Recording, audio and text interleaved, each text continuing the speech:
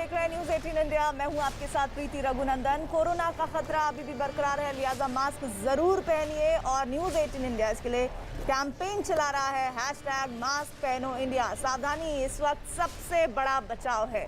और बुलेटिन की शुरुआत हम करेंगे इस वक्त की बिग ब्रेकिंग न्यूज से, जो किसानों से जुड़ी हुई है। केंद्र सरकार की किसानों को सौगात मिली है कि गेहूं की एमएसपी 40 रुपए के हिसाब से तय की गई है। रबी की फसलों पर भी एमएसपी को बढ़ाया गया है और इसके साथ ही जौ की एमएसपी पर भी ₹35 क्विंटल बढ़ाई गई है। और चने की एमएसपी को भी इजाफा किया गया है, इसको 130 रुपए से प्रति क्विंटल के हिसाब से किया गया है। मसूर दाल की एमएसपी प्रति क्विंटल के हिसाब से 400 रुपए की गई है। सरसों की एमएसपी 400 रुपए प्रति क्विंटल के हिसाब से किया गया है। न्यूज 18 के विक्रांत यादव की खबर है इस वक्त की बिग ब्रेकिंग, किसानों की सौगात से जुड़ी हुई ये खबर केंद्र सरकार के हवाले से आ रही है। विक्रांत हमारे सहयोगी हमारे इस खबर को दे रहे हैं। विक्रांत हमारे साथ जुड़े हैं। विक्रांत, और क्या क्या है जरा तफसील से बताइए किसानों को मिले सौगात के बारे में। देखिए, केंद्रीय कैबिनेट की आज बैठक थी। प्रधानमंत्री नरेंद्र मोदी की अध्यक्षता में बैठक हुई और बैठक में दो बड़े फैसले लिए गए। एक तो रबी की फसलों का एमएसपी बढ़ाया गया और साथ साथ दूसरा टेक्सटाइल इंडस्ट्री में पीएलआई को बढ़ाया गया। अगर हम एमएसपी की बात करें तो गेहूं की फसल का एमएसपी 1975 रुपए था, जिसे बढ़ा करके अब 2015 रुपए कर दिया गया है, यानी 40 रुपए की उसमें बढ़ोतरी की गई है। जौ का रेट 1600 रुपए था, उसका एमएसपी बढ़ा करके अब उसे 1635 रुपए किया गया है, यानी इसमें 35 रुपए की बढ़ोतरी है। चने में 5100 रुपए से बढ़ा करके 5230 रुपए कर दिया गया है, यानी 130 रुपए की एमएसपी बढ़ाई गई है। मसूर की दाल जो 5100 रुपए उसका एमएसपी पहले था, उसे बढ़ा करके 5500 रुपए माफ कीजिएगा किया गया है, यानी 400 रुपए की उसमें बढ़ोतरी की गई है। और कैनोला और सरसों दोनों का एमएसपी 4650 था, जिसे बढ़ा करके 5050 किया गया है, इसमें भी 400 रुपए की एमएसपी बढ़ाई गई है। कुसुम का फूल, उसकी एमएसपी 5327 रुपए था, जिसे बढ़ा करके 5441 रुपए किया गया है, यानी 114 रुपए इसमें बढ़ाया गया है। एक चीज जो यहाँ पर हम अपने दर्शकों को भी साफ करना चाहेंगे, ये जो कुल लागत का उल्लेख किया गया है, इसमें चुकाई जाने वाली सारी कीमत शामिल होती है, यानी कि मजदूरों की मजदूरी और इसके अलावा जो मशीन से ढुलाई और बाकी काम होते हैं। इसके अलावा पट्टे पर अगर जमीन ली गई है उसका किराया, बीज, उर्वरक, खाद, सिंचाई के उपकरण और यहाँ तक की जो मजदूरी होती है वो भी इसमें शामिल की जाती है। तो ये एमएसपी बढ़ाई गई है, की फसल का एमएसपी घोषित किया गया है। और सरकार का ये कहना है कि किसानों की भलाई के लिए तमाम जो कदम भी उठाए गए हैं केंद्र सरकार ने, उसी की दिशा में ये एक और कदम है, जिसमें रबी की फसलों का एमएसपी बढ़ाकर घोषित किया गया है। और किसानों का क्या रिएक्शन रहेगा इस पूरे खबर पर, इस पर भी हमारी निगाह रहेगी। और साथ ही साथ तमाम अपडेट्स के लिए आगे आपके साथ विक्रांत जुड़ेंगे। तो किसानों को केंद्र सरकार की सौगात को जरा इस तरह से समझिए कि सरसों की एमएसपी को 400 रुपए प्रति क्विंटल बढ़ाया गया है। हमारे सहयोगी विक्रांत इस बारे में बता रहे हैं डिटेल रिपोर्ट, जिसके आधार पर इस सौगात के तहत अलग अलग जो रबी की फसलें हैं उसमें इजाफा किया गया है एमएसपी में। गेहूं में एमएसपी को 40 रुपए प्रति क्विंटल के हिसाब से बढ़ाया गया है। रबी की फसलों पर यह एमएसपी बढ़ाने की कवायद हुई है केंद्र सरकार की तरफ से। जौ में एमएसपी 35 रुपए प्रति क्विंटल के हिसाब से बढ़ाई गई है। चने की एमएसपी को 130 रुपए प्रति क्विंटल के हिसाब से बढ़ाया गया। मसूर दाल की एमएसपी को 400 रुपए प्रति क्विंटल के हिसाब से बढ़ाया गया है।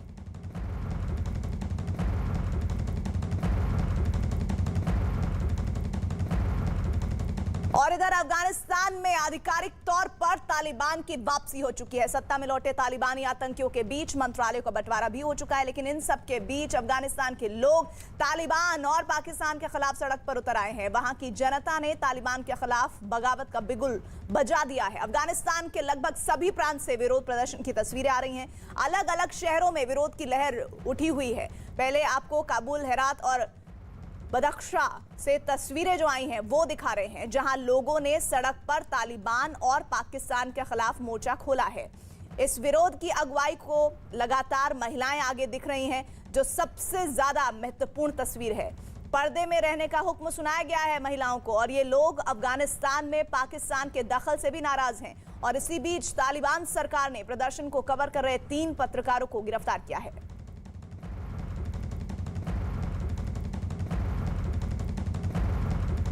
तालिबान और पाकिस्तान के खिलाफ काबुल में लोगों का विरोध बढ़ता ही जा रहा है, जिसे देखकर तालिबान के लड़ाके बौखला उठे हैं। काबुल शहर की जो तस्वीरें सामने आई उनमें एक तस्वीर में तालिबान के लड़ाके महिलाओं के साथ मारपीट करते दिखाई दे रहे हैं। यह घटना तब हुई है जब तालिबान और पाकिस्तान का विरोध जताने के लिए कई महिलाएं हाथों में पर्चे लेकर सड़क पर उतर आईं। तभी वहां मौजूद तालिबानी लड़ाकों ने उन पर हमला बोला, जिससे वहां भगदड़ मच गई। लेकिन इसके बाद भी महिलाएं आजादी के नारे लगाती रहीं।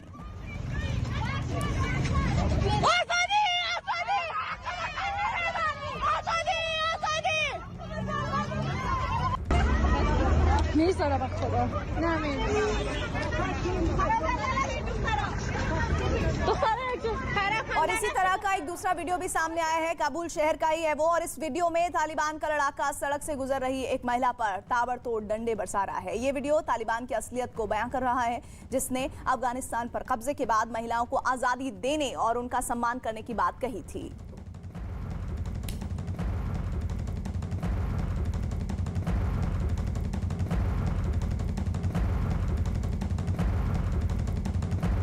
तो महिलाओं के लिए ये तालिबान की सरकार कैसी होगी, दावे जो किए गए थे और वो दावे हकीकत में किस तरह के हैं, ये आपके सामने तस्वीर है।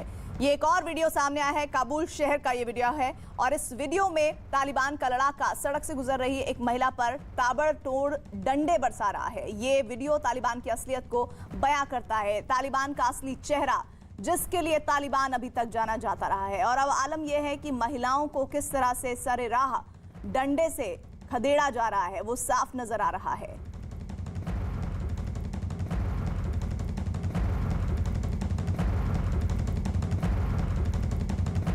काबुल की तरह परवान शहर में भी लोगों ने तालिबान और पाकिस्तान के खिलाफ मोर्चा खोला है। जगह जगह तालिबान और पाकिस्तान के खिलाफ प्रदर्शन हो रहे हैं, जिससे बौखलाए तालिबानी लड़ाके लोगों में दहशत पैदा करने के लिए गोलियां चलाने से बाज नहीं आ रहे हैं। और ये जो गोलियों की तड़तड़ाहट है, वो अफगानिस्तान के आने वाले भविष्य के लिए एक बड़ा संकेत है कि अब अफगान के लोगों को किस तरह से अपने जीवन को आगे बढ़ाना है।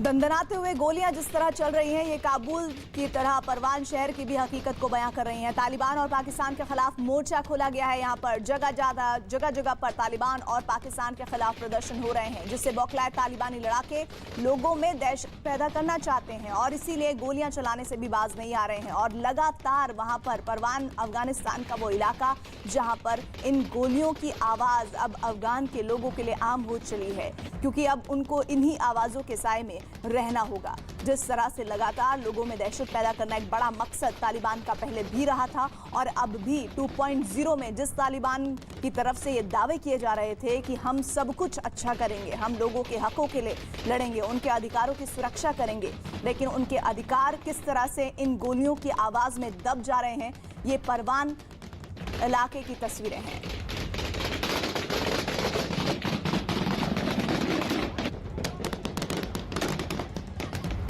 तालिबान के कब्जे के बाद से अफगानिस्तान के अलग अलग प्रांतों में विरोध प्रदर्शन शुरू हो गए हैं। हेरात शहर में तो इसी तरह के प्रदर्शन पर तालिबान के लड़ाकों ने गोलियां बरसा दी। इस गोलीबारी में 2 प्रदर्शनकारियों की मौत हुई है, जबकि 6 लोग घायल हुए हैं। ये घटना तब हुई जब शहर के लोग तालिबान शहर और पाकिस्तान के खिलाफ प्रदर्शन करते हुए भारी संख्या में सड़कों पर उतरे, और इस दौरान उन्होंने तालिबान और पाकिस्तान के खिलाफ जमकर नारेबाजी भी की। इस प्रदर्शन को देखकर तालिबान के लड़ाके बौखला गए और फिर दहशत फैलाने के लिए ताबड़तोड़ गोलियां चलानी शुरू कर दी। अचानक भीड़ पर गोली चलने से वहां भगदड़ मच गई और फिर 2 लोगों की मौत हो गई। और इसी तरह परवान शहर में भी तालिबान के लड़ाकों ने एक प्रदर्शनकारी की गोली मारकर हत्या कर दी।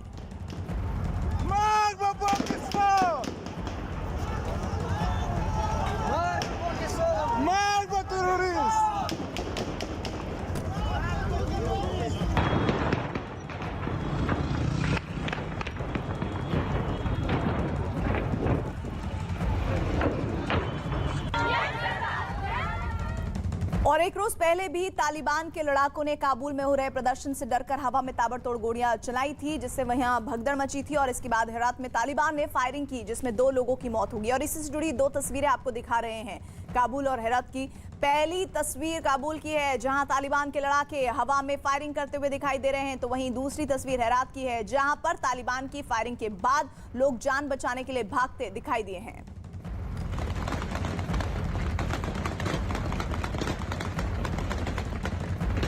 अफगानिस्तान में अब गोलियों की आवाज आम हो चली है। जैसे लोग आम जनजीवन में अपनी जिंदगी व्यतीत करते हैं, अब अफगानिस्तान का सच ये गोलियों की तड़तड़ाहट है। जहां जिस भी इलाके से गुजरिए, जहां भी प्रोटेस्ट हो रहा है, वहां पर तालिबानी अपने दहशत को कायम करने के लिए इसी तरह से गोलियों की तड़तड़ाहट से लोगों में दहशत कायम करना चाहते हैं। और ये एक रोज पहले की तस्वीरें हैं। काबुल में प्रदर्शन हुआ, डरकर हवा में फायरिंग तालिबानियों ने की, जिसके बाद वहां भगदड़ मची। और हेरात में भी कुछ इसी तरह की तस्वीरें सामने आई, जिसमें 2 लोगों की जान चली गई।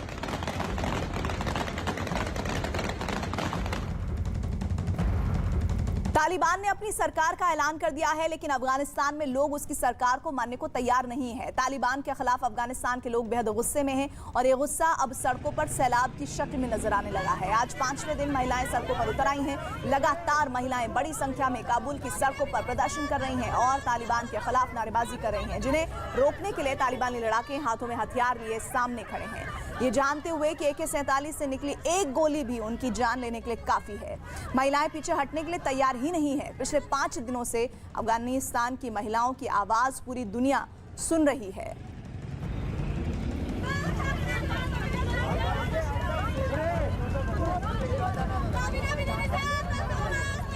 अफगानिस्तान के अलग अलग प्रांतों में तालिबान के खिलाफ प्रदर्शन जारी है। बदख्शा प्रांत में लोग NRF के समर्थन में खुलकर आ गए हैं। अफगानी नागरिक खुलकर NRF के समर्थन में हैं। अफगानिस्तान के लोग अच्छी तरह से जानते हैं कि पंजशीर में तालिबान को मिली बड़ी बढ़त की वजह पाकिस्तान का गेम प्लान है और पाकिस्तान के तालिबान से मिली भगत की वजह से ही नेशनल रेजिस्टेंस फ्रंट को पीछे हटना पड़ा है।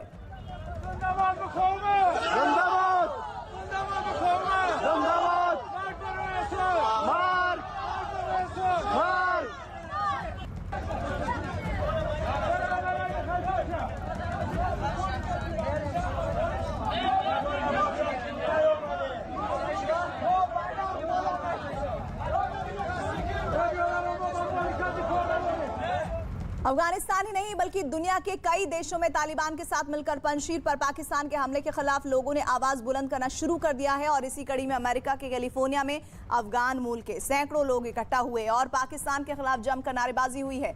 इन लोगों का आरोप है कि पंजशीर में पाकिस्तान की सेना ने तालिबान के साथ मिलकर नॉर्दर्न अलायंस के लोगों पर लगातार हवाई हमले किए हैं।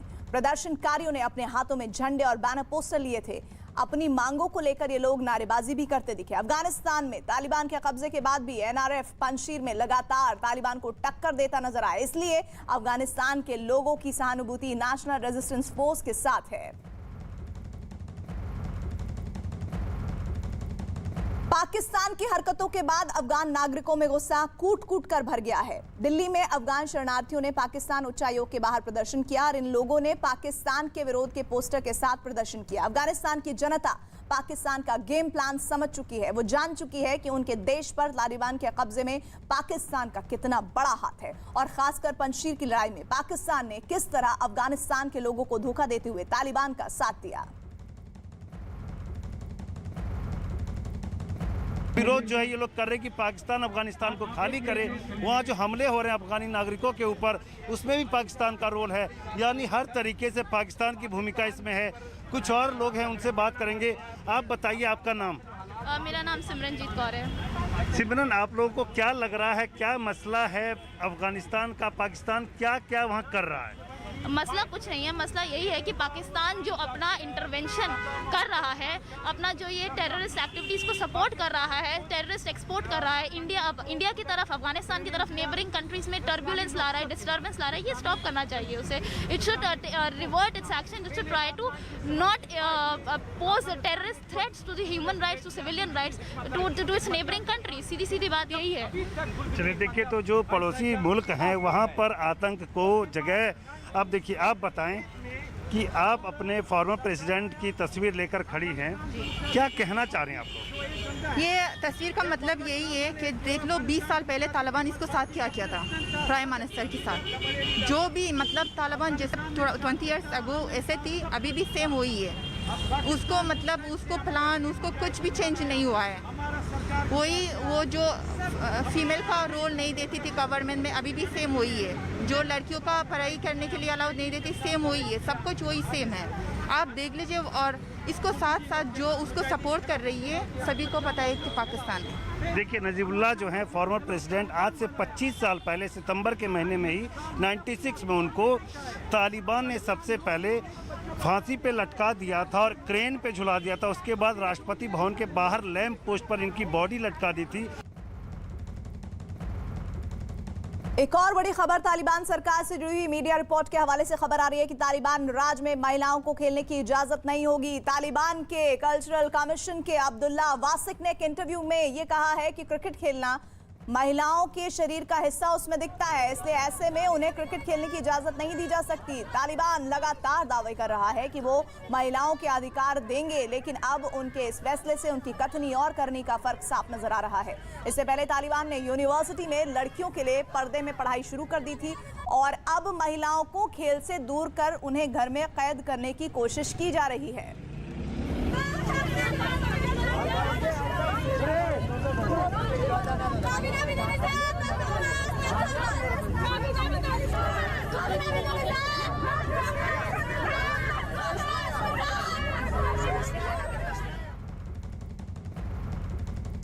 दो तस्वीरें आपको हम दिखा रहे हैं। पहले तो पर्दे में पढ़ाई की तैयारी, यूनिवर्सिटी में महिलाओं के लिए अलग हिस्सा होगा, पुरुषों के लिए अलग हिस्सा होगा और बीच में डाला जाएगा वो पर्दा। और ये पर्दा यूनिवर्सिटी में इस क्लासरूम में नहीं बल्कि तालिबान की अक्ल पर पड़ता हुआ दिखता है। वहीं दूसरी तरफ देखिए, अब खेलने पर भी रोक, खेलते हुए महिलाओं के बदन का कोई हिस्सा दिख सकता है, ये सोचकर अब महिलाओं को खेल से भी दूर रखने की तैयारी है।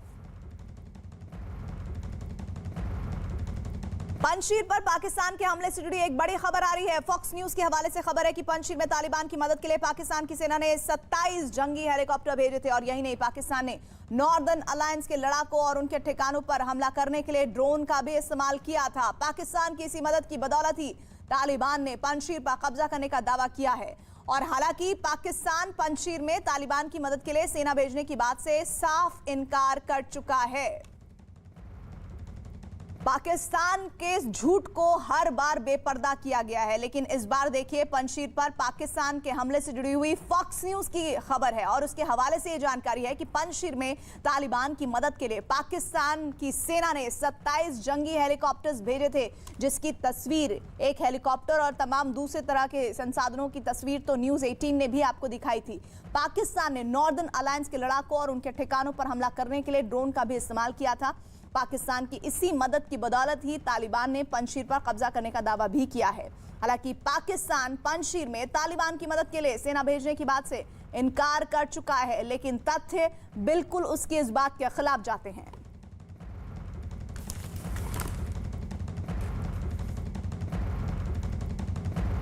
और अब बात तालिबान की टेरर कैबिनेट से जुड़ी।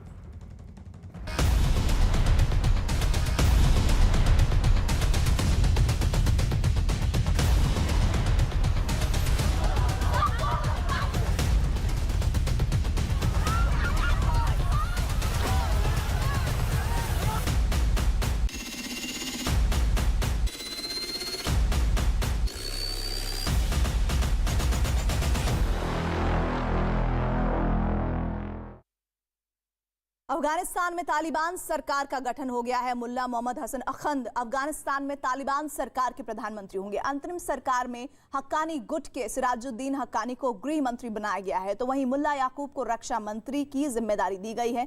तालिबान ने सरकार में उन तालिबानी नेताओं को तवज्जो दी है जो 20 साल से अफगानिस्तान की सरकार के खिलाफ मोर्चा खोले हुए थे, जिन्हें अमेरिका का समर्थन हासिल था। तालिबान सरकार में मुल्ला गनी बरादर और मुल्ला अब्दुस सलाम को उप प्रधानमंत्री बनाया गया है। तालिबान ने कार्यवाहक सरकार बनाई है जो अगले 6 महीने के लिए ही होगी। दरअसल 15 अगस्त को काबुल पर कब्जे के बाद से ही अफगानिस्तान में तालिबान सरकार बनाने की तैयारी की जा रही थी, लेकिन 2-3 बार ऐलान टालना पड़ा था। माना जा रहा था कि तालिबान और हक्कानी गुट के बीच सत्ता संघर्ष को लेकर कुछ विवाद चल रहा था, लेकिन अब तालिबान ने सरकार गठन का ऐलान कर दिया है। हालांकि खबर यह भी आ रही है कि तालिबान अपनी सरकार के गठन का ऐलान 9/11 की बरसी यानी 11 सितंबर को करेगा। वहीं खबर है कि तालिबान के सबसे बड़े धार्मिक नेता हिबतुल्लाह अखुंदजादा ने अफगानिस्तान पर तालिबान के कब्जे के बाद जारी अपने पहले संदेश में सरकार से शरिया कानून लागू करने को कहा है। तो तालिबान सरकार के वो चेहरे मुल्ला याकूब रक्षा मंत्री बनेगा। इसके साथ ही राष्ट्र प्रमुख के प्रवक्ता के तौर पर जबीउल्लाह मुजाहिद का नाम है। तालिबान सरकार में मुल्ला मोहम्मद हसन अखंद प्रधानमंत्री होंगे और इसी के साथ ही तमाम वो बड़ी तब्दीलियां आपको आने वाले 6 महीने के दरमियान दिखेगी जो अफगानिस्तान के जनता के लिए बहुत मुसीबतें लेकर आएगी, जिसके कुछ आपको दृश्य और वीडियोस भी नजर आ रहे हैं। इधर तालिबान की इस अंतरिम सरकार में तालिबान 5 नाम से पहचानने वाले 5 तालिबानी नेताओं में 4 को जगह दी गई है। मुल्ला खैरुल्लाह खैरख्वाह को सूचना और संस्कृति मंत्री बनाया गया है। मुल्ला नूरुल्लाह नूरी को सीमा और राजनीति मंत्री की जिम्मेदारी सौंपी गई है और इसी तरह अब्दुल हक वासिक को खुफिया विभाग का प्रमुख और मोहम्मद फाजिल मजलूम को उप रक्षा मंत्री की जिम्मेदारी दी गई है। इन चारों को अमेरिका ने हिरासत में रखा था, लेकिन साल 2014 में ओबामा सरकार ने अमेरिकी सैनिकों की रिहाई के बदले इन्हें रिहा कर दिया था और अब उनको इस तरह से देखा जाए तो ओबामा सरकार के उस फैसले के बाद एक इनाम के तौर पर इस पूरे मामले को देखा जा रहा है। वो लोग जो लगातार विरोध कर रहे थे, इस पूरी जंग में 20 साल से तालिबान के साथ खड़े थे, उनको जगह दी गई है। और इधर अफगानिस्तान में सरकार का चेहरा जिन लोगों को बनाया गया है उनमें ज्यादातर वही लोग हैं जिनकी पहचान आतंकवाद से रही है। इनमें से कई तो इनामी आतंकी हैं। तालिबान के प्रधानमंत्री मुल्ला मोहम्मद हसन अखंद आज भी संयुक्त राष्ट्र सुरक्षा परिषद की प्रतिबंधित सूची में हैं और उन पर 2001 से लेकर आज तक प्रतिबंध जारी है। वहीं उनके 2 डेप्यूटी मुल्ला बरादर और अब्दुस सलाम का नाम भी आतंकियों की लिस्ट में है। विदेश मंत्री मुल्ला आमिर खान मुतक्की का नाम भी आतंकियों की सूची में डाला गया है।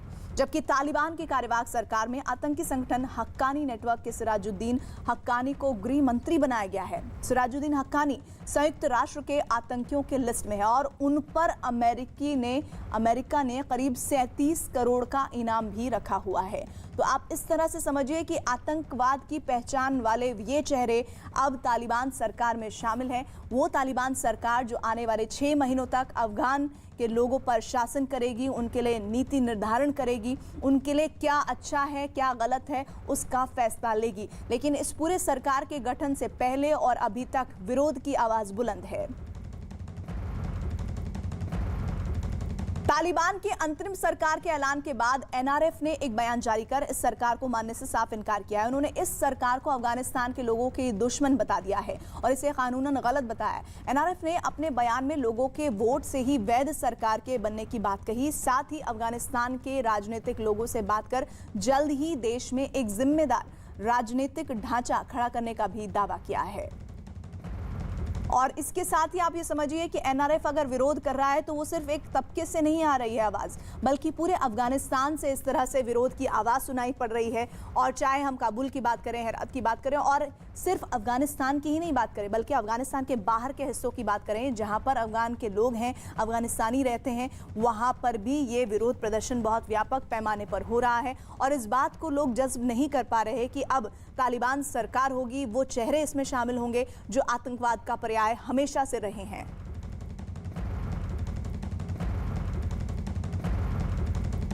इस बीच एक बड़ी खबर अफगानिस्तान से ही आ रही है। तालिबान की सरकार ने 4 पन्नों का घोषणा पत्र जारी किया। इस घोषणा पत्र में इस्लामिक और शरिया कानून के तहत सरकार चलाने का ऐलान किया गया है। घोषणा पत्र में सभी नागरिकों को समान अधिकार देने की बात कही गई है। घोषणा पत्र में सभी पड़ोसी और बाकी देशों से सम्मानजनक संबंध कायम करने का जिक्र है।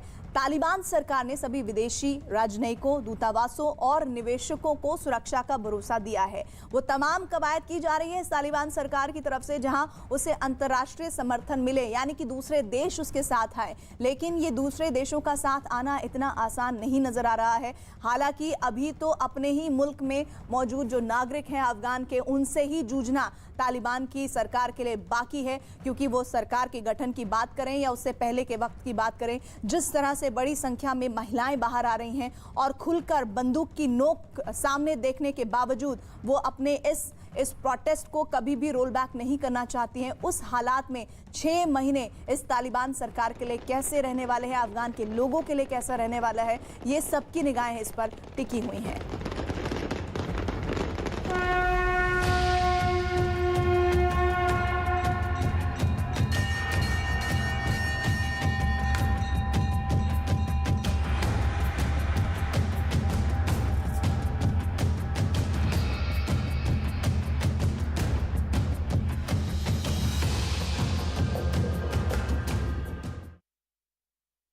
प्रधानमंत्री नरेंद्र मोदी सितंबर में 2 बार यूपी के दौरे पर जा सकते हैं। न्यूज 18 के अजीत सिंह की खबर है कि 14 सितंबर को प्रधानमंत्री अलीगढ़ का दौरा करेंगे। अलीगढ़ में प्रधानमंत्री राजा महेंद्र प्रताप सिंह विश्वविद्यालय और डिफेंस कॉरिडोर का शिलान्यास करेंगे। वहीं 26 सितंबर को प्रधानमंत्री का लखनऊ जाने का कार्यक्रम है। 4 नवंबर को दिवाली के मौके पर प्रधानमंत्री अयोध्या में होंगे, जहां वो दीपोत्सव का उद्घाटन करेंगे और रामलला के दर्शन भी करेंगे।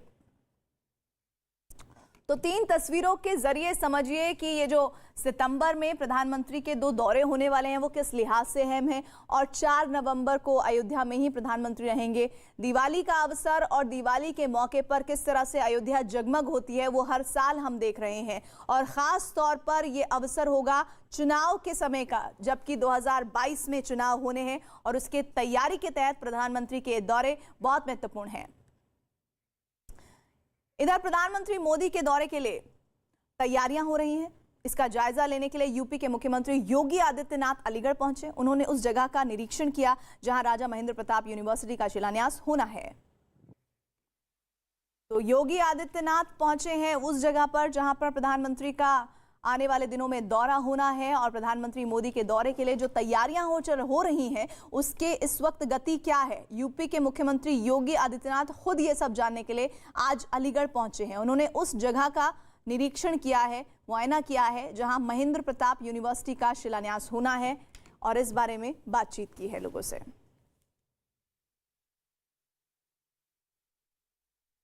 कि आगामी 14 सितंबर को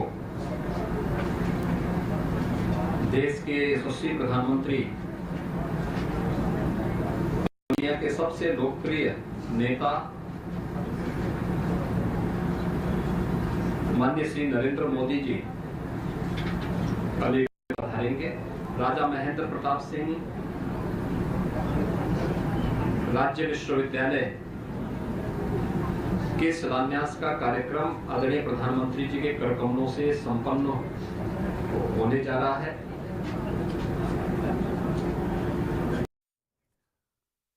तो यूपी में जल्द होने वाले विधानसभा चुनाव से जुड़ी खबर आ रही है इस वक्त। न्यूज 18 के अजीत सिंह की खबर है कि प्रधानमंत्री मोदी दीपोत्सव का उद्घाटन करने अयोध्या जाएंगे। प्रधानमंत्री अयोध्या में दीपोत्सव का उद्घाटन करेंगे कार्यक्रम का, और रामलला के दर्शन भी करेंगे। यही नहीं, पीएम का अयोध्या में लोगों के साथ संवाद का भी कार्यक्रम है। अयोध्या से पहले प्रधानमंत्री मोदी अगले हफ्ते अलीगढ़ का दौरा भी करेंगे, और कुछ दिन पहले मुख्यमंत्री योगी आदित्यनाथ भी राम मंदिर के शिलान्यास का 1 साल पूरा होने पर अयोध्या पहुंचे थे। खबर है कि इस बार दीपोत्सव पर 7.5 लाख से ज्यादा दिए जलाकर पिछले साल बना रिकॉर्ड तोड़ने की तैयारी की जा रही है। प्रधानमंत्री मोदी के अयोध्या दौरे पर यूपी सरकार के मंत्रियों का क्या कहना है, आइए सुनिए। प्रधानमंत्री आ रहे हैं, बेहद खास है इस बार। बिल्कुल भी बहुत हमारे लिए और सबके लिए, पूरे देश के लिए बहुत खास है कि अयोध्या में दीपोत्सव में देश के यशस्वी प्रधानमंत्री, जिनका संकल्प था, जिनकी पार्टी का संकल्प था कि यहाँ पर भव्य राम मंदिर का निर्माण हो, और हम सर्वोच्च न्यायालय के आदेशानुसार अभी माननीय प्रधानमंत्री ने उसका शिलान्यास भी किया था। माननीय मुख्यमंत्री जी भी थे वहाँ पर मौजूद, और मुख्यमंत्री जी लगातार आपने देखा होगा कि वहाँ पर अयोध्या को लेकर उन्होंने इतना काम किया है कि वाकई में हम सबका गर्व से सीना चौड़ा होता है, और अब तो 56 इंच का सीना भी वहाँ आ रहा है। विजन डॉक्यूमेंट, अयोध्या के विजन डॉक्यूमेंट को भी काम लेकर हो रहा है। प्रधानमंत्री ने खुद समीक्षा की थी, मुख्यमंत्री लगातार हर महीने जा रहे हैं, 15 से 20 हजार करोड़ का काम हो रहा है। उसके बावजूद विपक्ष सवाल खड़े करता है। देखिए, विपक्ष के पास तो तुष्टीकरण और अनर्गल आरोप के सिवा कुछ है नहीं, और मुझे लगता है ये वही विपक्ष है जो चाहता ही नहीं था कि वहां पे प्रभु श्री राम का भव्य राम मंदिर का निर्माण हो या कभी राम मंदिर बने, क्योंकि इसमें चाहे कांग्रेस हो, समाजवादी पार्टी हो, आम आदमी पार्टी हो या बहुजन हो या ये ओवैसी साहब आए, ये भी सब के सब यही इसी पे लगे हुए थे। आज भी इसी बात की सबको कहीं ना कहीं कहना चाहिए तकलीफ है कि कैसे भव्य राम मंदिर का निर्माण हो रहा है। प्रधानमंत्री जी दीपोत्सव पर अयोध्या इस बार आएंगे और अयोध्या में भव्य कार्यक्रम होने वाला है, तो किस तरह तैयारी है? भैया ज़बरदस्त तैयारी है। देखिए, माननीय मुख्यमंत्री योगी आदित्यनाथ जी के नेतृत्व में जिस दिन से इस प्रदेश की बागडोर आई है, प्रदेश नित्य नए आयाम छू रहा है। विकास की दृष्टि से देखें, अगर हम जेवर एयरपोर्ट की बात करें, कल मैं माननीय मंत्री जी से मिला था, तो जेवर एयरपोर्ट जो चुनावी झुंझुना होता था सपा और बसपा के समय, बोतल में जिन की तरह निकलता था, देश में पहला राज्य होगा जहां 5 इंटरनेशनल एयरपोर्ट होंगे। अयोध्या भगवान श्री राम एयरपोर्ट, जेवर एयरपोर्ट और सभी राजनीतिक दल, आपने देखा कि राजा भैया अयोध्या के, सतीश चंद्र मिश्रा ने प्रबुद्ध सम्मेलन वहीं से शुरू किया। अब ओवैसी को भी अयोध्या की याद आ रही है, सपा को भी याद आ रही है अयोध्या, मथुरा और चित्रकूट की। तो आपको लगता नहीं कि अयोध्या 2022 में केंद्र बिंदु में रहने वाला है? देखिए, मैं यही कहना चाहता हूँ कि हमारी पार्टी सबका साथ, सबका विकास और सबका विश्वास सिर्फ नहीं है नारा, यह है उद्देश्य हमारा, इसके तहत काम करती है। बाकी सब वो देखिए, सपा के चाहे वो ब्राह्मण सम्मेलन की बात करें, चाहे बसपा के सतीश चंद्र मिश्रा जी जा करके वहाँ पर ब्राह्मण सम्मेलन की, ये लोग बांटने का काम करते हैं। हम लोग सबको जोड़ करके सबके साथ काम करते हैं। और प्रधानमंत्री के अयोध्या दौरे पर हनुमानगढ़ी के महंत राजू दास का क्या कहना है, आइए सुनिए। देश के यशस्वी प्रधानमंत्री को साधुवाद दूंगा, क्योंकि लगातार देखिए, जब से योगी जी के सरकार के द्वारा दीप महोत्सव का कार्यक्रम मनाया जा रहा है, पूरे देश और दुनिया इस चीज को देख रही है। क्योंकि अभी तक अयोध्या के ऊपर कोई ध्यान नहीं देता था, जरा सा भी नहीं। अयोध्या के ऊपर ध्यान देने का मतलब लोग को लगता था कि एक वर्ग नाराज हो जाएगा, ऐसा कुछ नहीं। यह सनातन संस्कृति का देश है, साधु संतों का देश है, ऋषि मुनियों का देश है, और भगवान श्री राम की जन्म धरती अयोध्या, जहां से सनातन धर्म संस्कृति का उदय हुआ।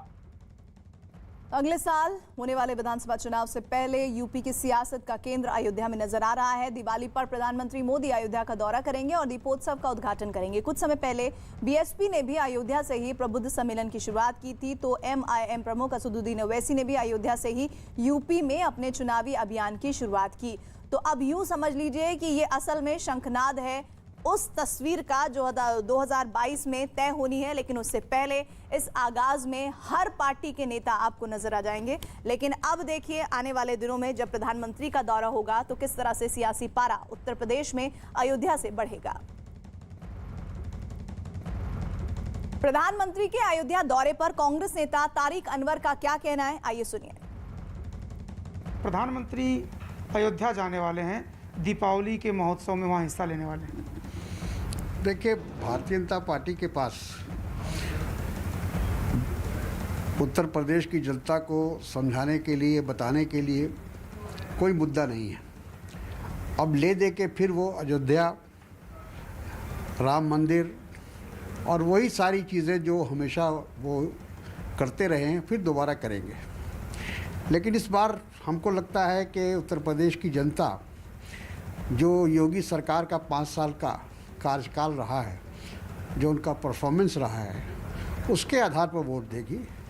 मंदिर, मस्जिद, इन चीज़ों से ऊपर उठकर जो उत्तर प्रदेश की हालत है, जो हर क्षेत्र में जिस तरह की गिरावट पैदा हुई है, चाहे कानून व्यवस्था हो, चाहे महिलाओं की सुरक्षा का सवाल हो, बेरोज़गारी का सवाल हो, ये सारी चीज़ें लोग देख रहे हैं अपनी आँखों से।